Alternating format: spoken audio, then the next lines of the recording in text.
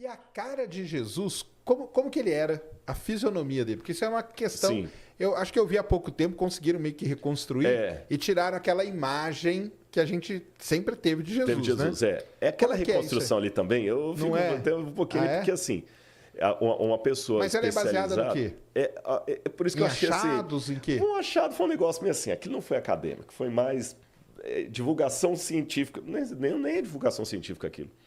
Foi um sensacionalismo da mídia, porque tem a ciência séria, tem um estudo acadêmico sério, tem Mas o populacho. existe um estudo sobre a fisionomia, como que era Jesus? Não, isso aí pouco importa pra galera? Pouco importa pra galera. Mas ele era o quê? Ele era parecido com o pessoal que vivia naquela época lá. Exatamente, pronto. O que é esse intermédio aqui? Não é nem céu, nem inferno, é purgatório, que é o limbo, né? É aquele pessoal que paga, às vezes é uma revista, tipo um Discovery, um History Channel, claro. que paga rios de dinheiro, o cara vai pro negócio e quando você é da área, você sabe que não é aquilo. Por exemplo, às vezes pode pegar alguém e falar assim, nossa, mas agora descobriram um quasar que assim, papapá, e o quasar emite de si por segundo, ele viaja 98% da velocidade da luz, e isso aí vai revolucionar o mundo, o quasar, tudo. Aí eu, Rodrigo, sou leigo, e falo assim, cara, descobri o negócio do quasar, agora o mundo pode acabar. Não é nada disso, o negócio do quasar já existe há muito tempo, não é bem isso que estão colocando aí. Você vai me alertar. Na área da arqueologia, a mesma coisa. O que eles pegaram? Eles pegaram um crânio, supostamente de um judeu do primeiro século. Não se tem certeza se o crânio é de um judeu do primeiro século. Entendi. Porque você sabe que restos humanos... Engraçado, aí o Pirula explicaria isso melhor do que eu, que é a área dele de biologia, mas o osso humano desintegra muito mais rápido que o osso de animal. Sim. Pirula, se eu estiver falando bobagem, que você me corrige depois, manda uma mensagem, mas pela arqueologia a gente nota que quando a gente encontra... Eu já escavei, já encontrei osso animal e osso humano no mesmo sítio arqueológico. O animal, ele está mais durinho. O humano vai se esfarelando com mais facilidade. Entendi. Eu não sei se foi ali.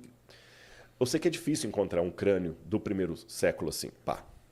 Segundo, por leis religiosas que tem nos países do Oriente Médio, judeus e muçulmanos, eles não emprestam um crânio humano para fazer um negócio daquele assim gratuito. Você está entendendo? Porque tem uma respeitabilidade pela pessoa humana. Existe uma ética. Você não pode pegar assim, um cadáver. Não, tem um respeito, é um ser humano. Foi um ser humano. Então, primeiro, aquele crânio ali, qual a procedência dele? Ninguém sabe. Entendi. Segundo, quando fizeram a reconstituição lá, aí assim, dá todo um viés assim, laboratorial, o cara de jaleco, olhando no microscópio, tá, a medicina forense e tudo e tal.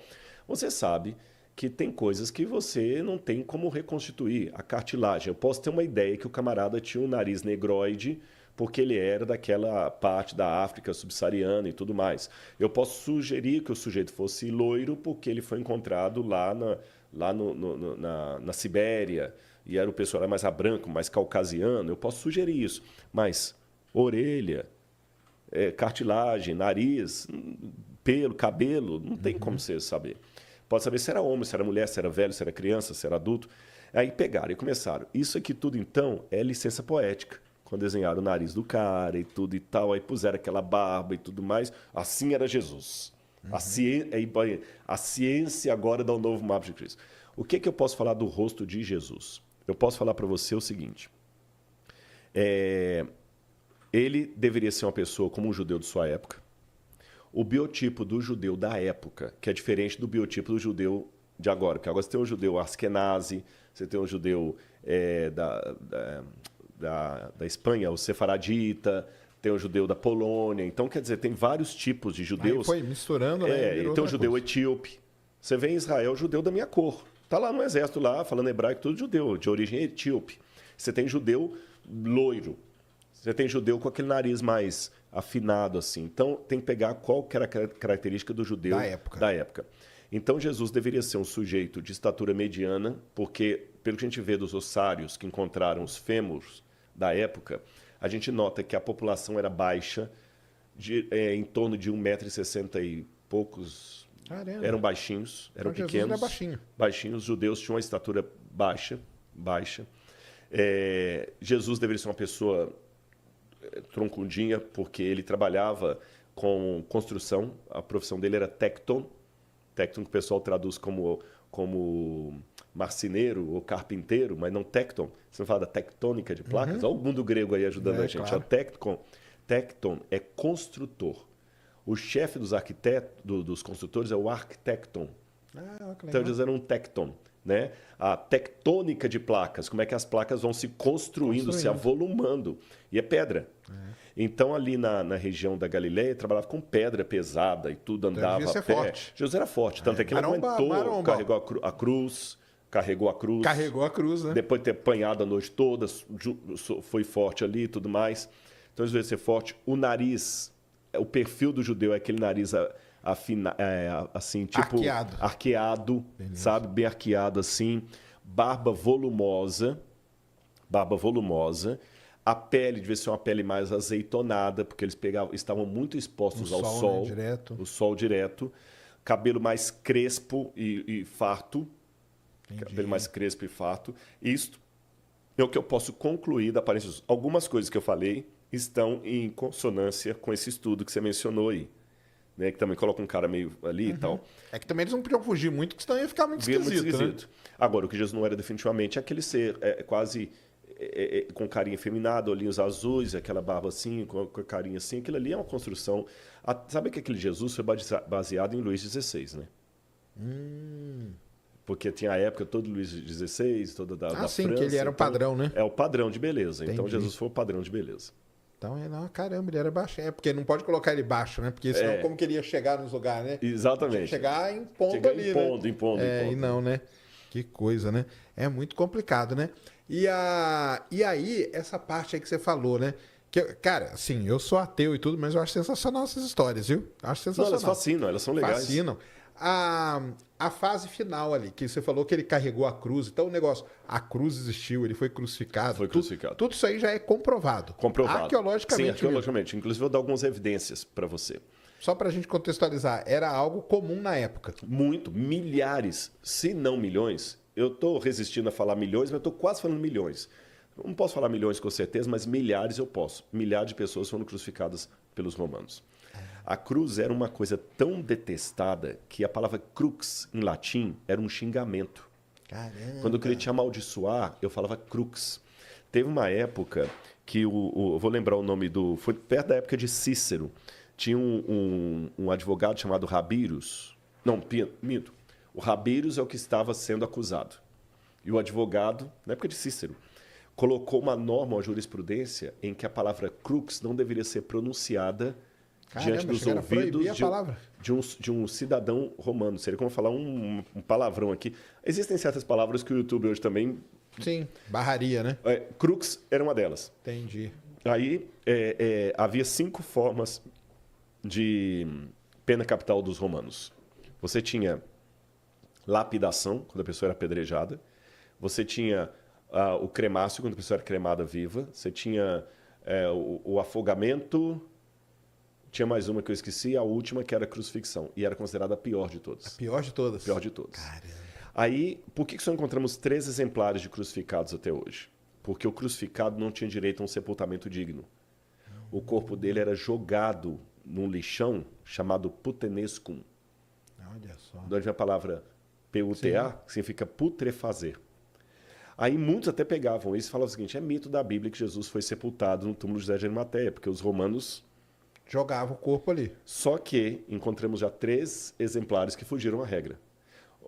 Um encontrado na Itália, acho que foi na Itália, o outro foi em Roma e o outro em Israel. O de Israel foi o primeiro a ser encontrado.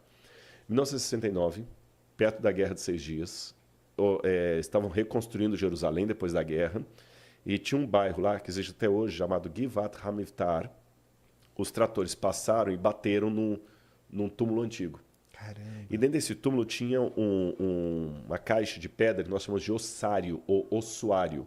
Porque a pessoa, depois que morria... É interessante, o sepultamento era 1 ano depois de sua morte.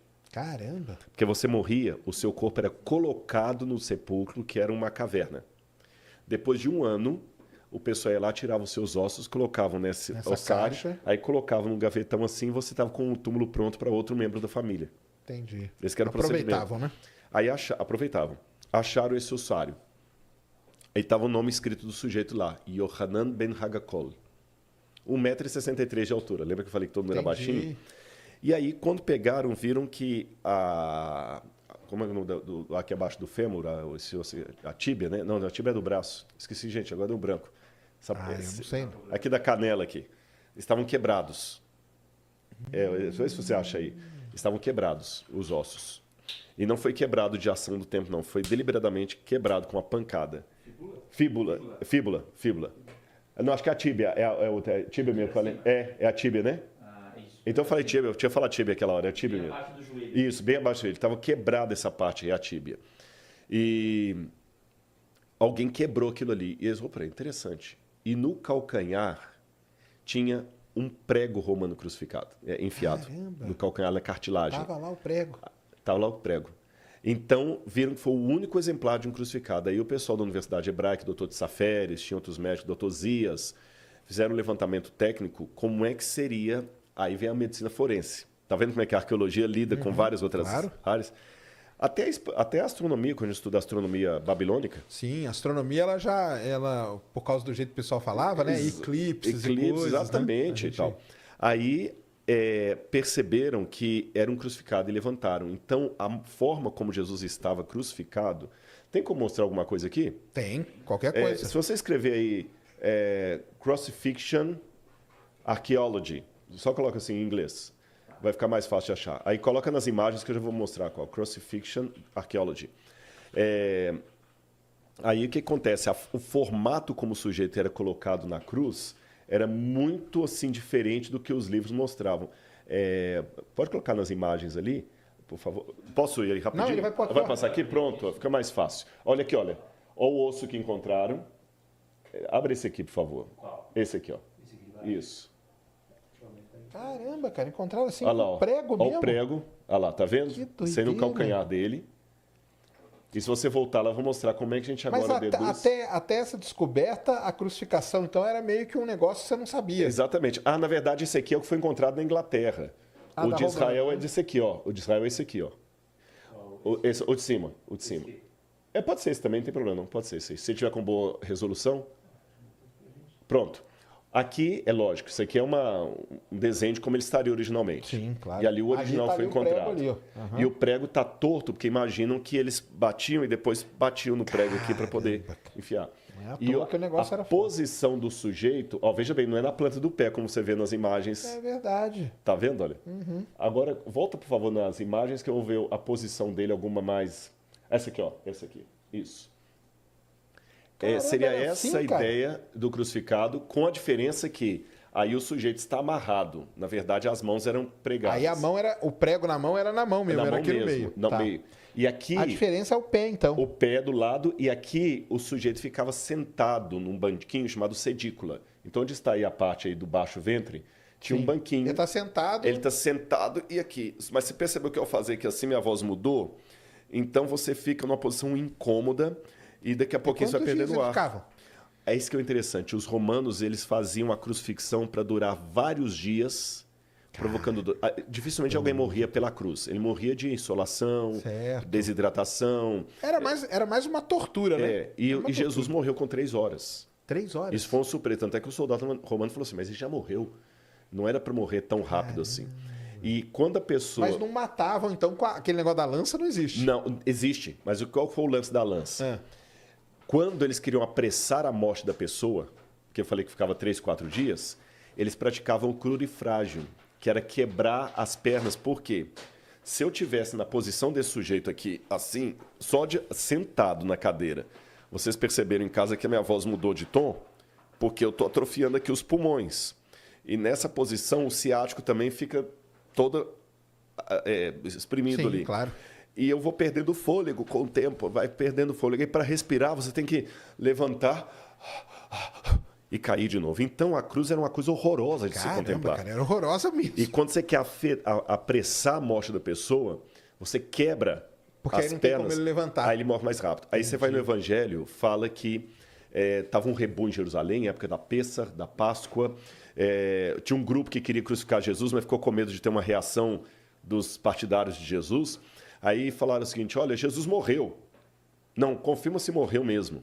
Aí que o sujeito pegou a lança e enfiou. Entendi. Aqui. Então não foi a lança que matou ele. Não. A lança foi para confirmar se ele Confirmar estava a morte morto ou dele. não. E como viram que já estava morto, eles quebraram as pernas dos ladrões que estavam do lado. O Evangelho fala isso, mas não fala por que quebraram as pernas. Mas agora, aí vem o cruzamento da arqueologia com a Bíblia. Eu sei que quebravam as pernas para apressar